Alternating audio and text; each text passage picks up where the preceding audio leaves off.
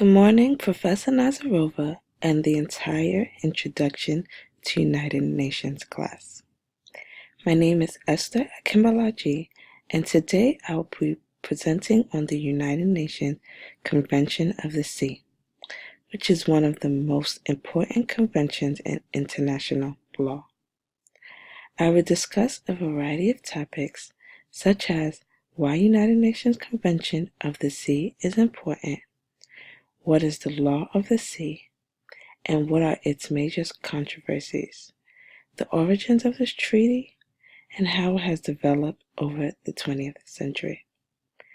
Later, I will explain the law of the sea's mechanisms, examining the United Nations Convention Law of the Sea, maritime zones, and focus on the major challenges of the law of the sea and its boundary disputes, especially in the case of China Sea conflict. So let's begin with the basic question: why is the United Nations Convention on the Law of the Sea important? Well, simply because it has been referred to as the Constitution of all the oceans, and it is an incredibly big and detailed treaty. It runs through 321 articles, 9 annexes, and 2 implementing agreements on the topics such as fishing and seabed mining.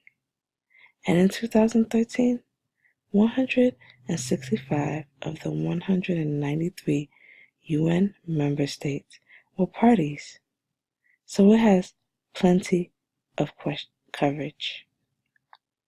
Another interesting fact is that the United States is not a party to that convention, but it accepts most of its United Nations Convention on the Law of the Sea as binding, customary international law. And on many topics, it is bound by equivalent treaty positions in any event. Some of you may also ask, what does the UN Convention on the Law of the Sea cover? It includes rules for coastal states on territorial sea, innocent passage, rules on foreign commercial shipping, and their interaction with coastal states, custom zones for states to impose their custom laws, exclusive economic zone in which economic activities can take place out to 200 nautical miles from shore, and rights in a continental shelf.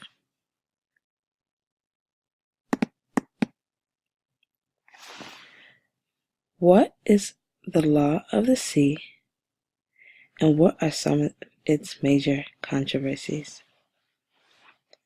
The law of the sea is a body of customs, treaties, and international agreements by which governments maintain order, productivity, and peaceful relations on to sea. Its major controversies are seabed mining, boundary disputes, piracy, human rights, and information sharing.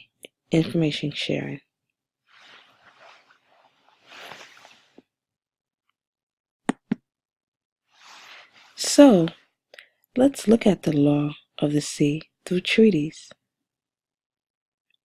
The major 20th century treaty-making efforts were League of Nations Codification Conference in 1930, the first UN Conference on the Law of the Sea in 1958, the second UN Conference on the Law of the Sea in 1960, and the longest running, the third UN Conference of the Law of the Sea, which ran from 1973 all the way to 1982.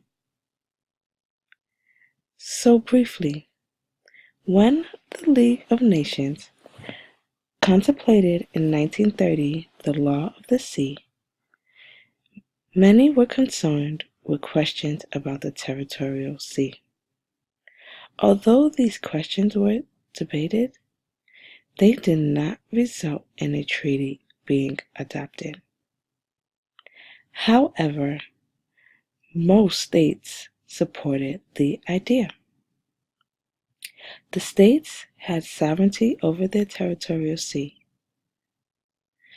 but the critical question of how wide the territorial sea should be never was concluded, and there was no consensus reached. This division was mainly between the great naval powers of what we know as the United States and the United Kingdom. They both wanted maximum freedom of movement for their warships and coastal states. They also wanted the maximum zone of control near their coasts.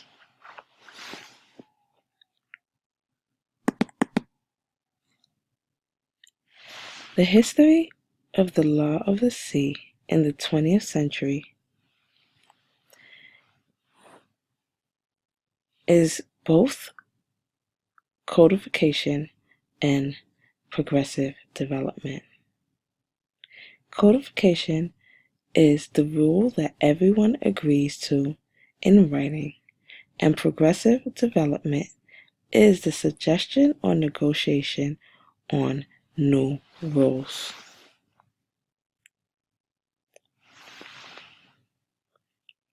This picture shows that coastal states have different powers in different zones of the ocean.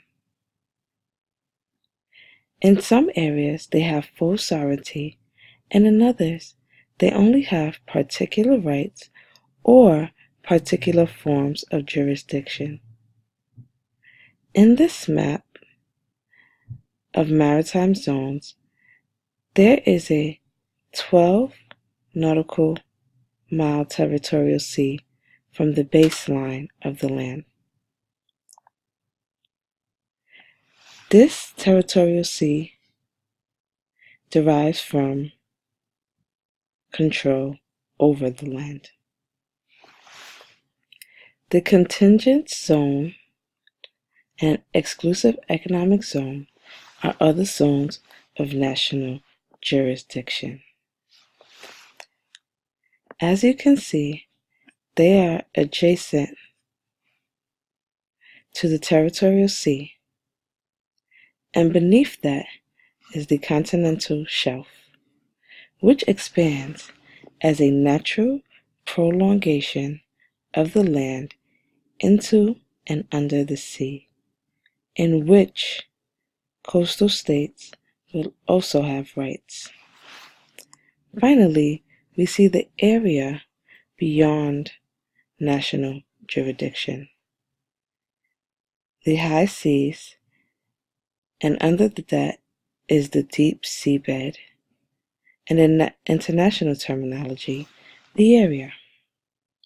The central point here is that general states have jurisdiction over economic activities out to 200 nautical miles from shore and may have rights over the seabed, continental shelf, and some kind of distance beyond that. But what this means in practice is that much of this ocean is subject to some form of state authority.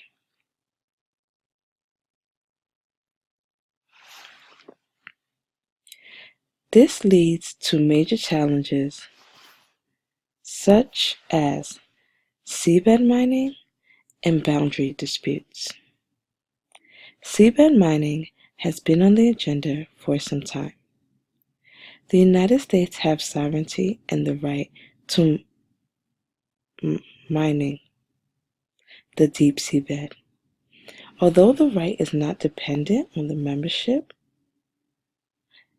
and the United Nations Conventions on the Law of the Sea, this creates much controversy, especially when mining companies control the International Seabed Authority.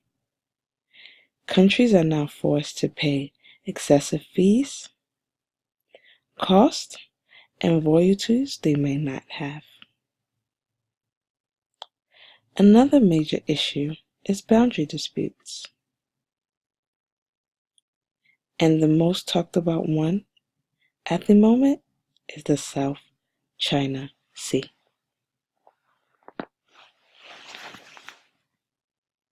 The 9-dash line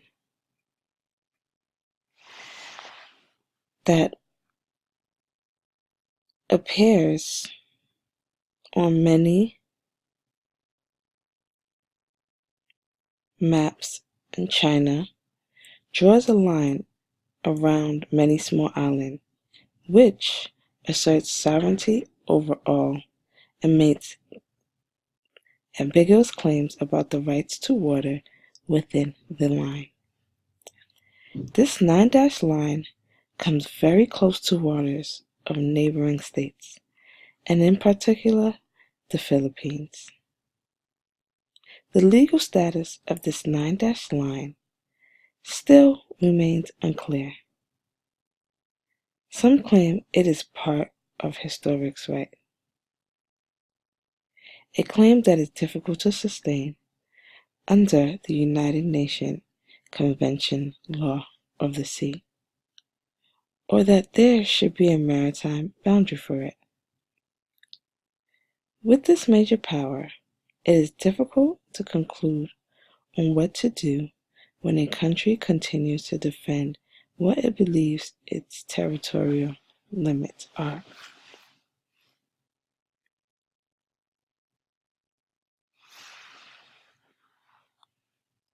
I would like to thank everyone for listening to my presentation and leave you all with some interesting questions to think about.